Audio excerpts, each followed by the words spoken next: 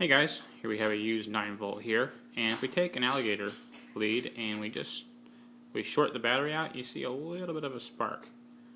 I don't know how well it's showing up on the video there, but you can see just the faintest of spark. So I got an idea. So I had more than one of these, right? So I have a 9-volt battery here, and if you take another one here and you don't do this dumb trick that we all did when we were little, but you shift this over and you put these in series, now you have the voltage from this one and this one. So now if you take the same alligator leads, now you probably have a little bit of a bigger spark. Get the camera here. It's just a hair bigger. So then I was thinking, well, what if I have, a couple of these things laying around? Let's see how big of a spark I can make. So let's find out.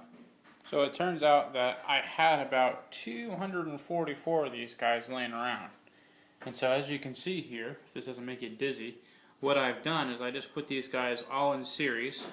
I put all the leaves in my table, and I ran out of room, so I made a second column up top here and just connected them with jumper cable. So I did a measurement. Now theoretically, this is a lot of volts. I didn't even do the measurement, but it's 244 batteries. These are used batteries. They're not all new. I didn't buy these. I don't have that kind of money or spare time. But I did a voltage reading with my meter in chunks, and it's about 2,000 volts DC. So we're going to hook this up and we're going to see what kind of arc 2,000 volts DC gives. Alright guys, this is about 2,000 volts. You can see my alligator clip's a little bit charred because I just did this a little bit ago, but here, I just want to show you this is what happens when you arc these things.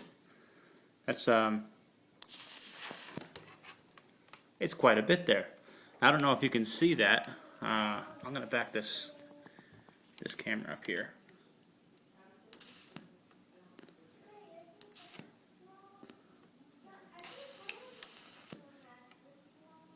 Pretty awesome.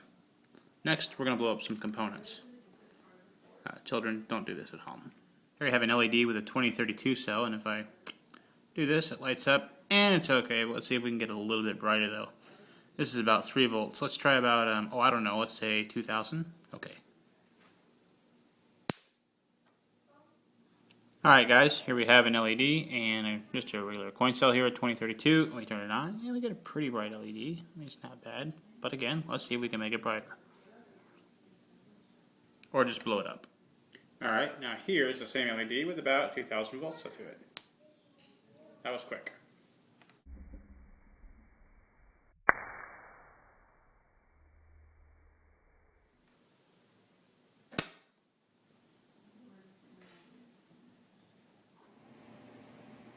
Alright, ladies and gentlemen, we are now in my garage, and you can see I laid all these 9 volts out, and I'm going to measure the voltage on them here so I can show you how much voltage it is.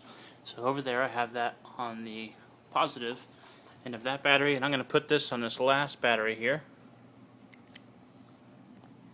And we're getting a reading of about 990, let's call it 996 volts. Now, I'm going to measure the other ones, which are these guys right here. So I'm going to do this. Put that on there. Probably should get my alligator clips, but that'll be just fine sitting there. And then I'm going to measure down in this end on the positive.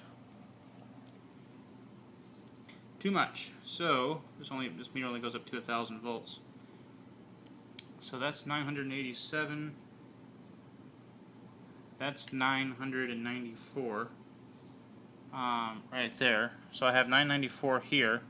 So if I measure the voltage of this last battery here, excuse the camera there. If I measure the voltage of this last battery here,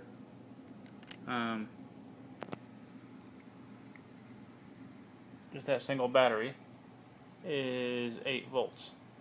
So I take all those and I add them up, and I'll tell you later in the video because I forgot what they were. Alright guys, now I have these in series, so now effectively I have 2,000 volts, which we're not going to try to measure with my 1,000 volt meter. So, let's have some fun. Alright, next we have a 1500 microfarad 10 volt capacitor. Let's see what happens when it's overcharged.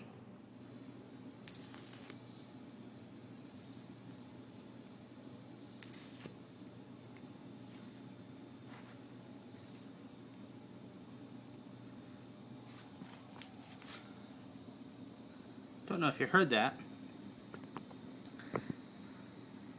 is our setup. Our capacitor is over there. And let me show you what happens here.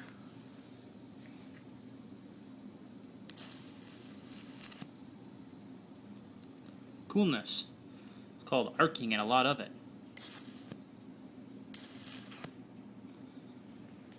Apparently that cap is kind of fine. Let's go check on the, make sure the leads aren't touching.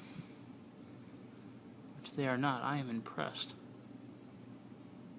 Let's put some backwards voltage in it.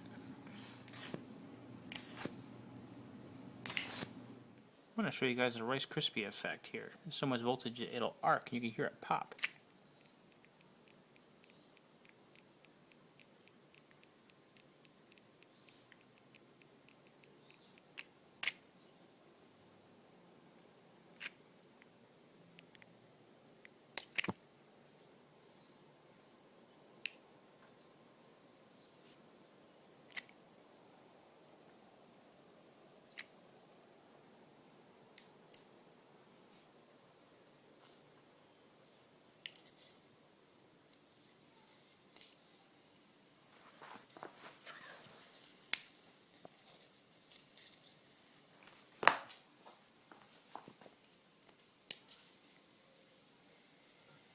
Hey guys, this is why you don't do this. This is the one that's arced. It appears to be damaged. This one appears to be fine. This is my handy dandy IR temperature gun. So if you do this, you'll see that this is about 90 degrees, which is about the temperature outside. This guy is about 130 in places. It was 160 a minute ago.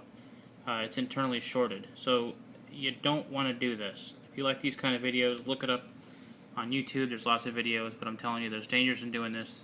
This was done with several precautions that I didn't show you. The batteries are being disposed of properly. So please, don't do this at home.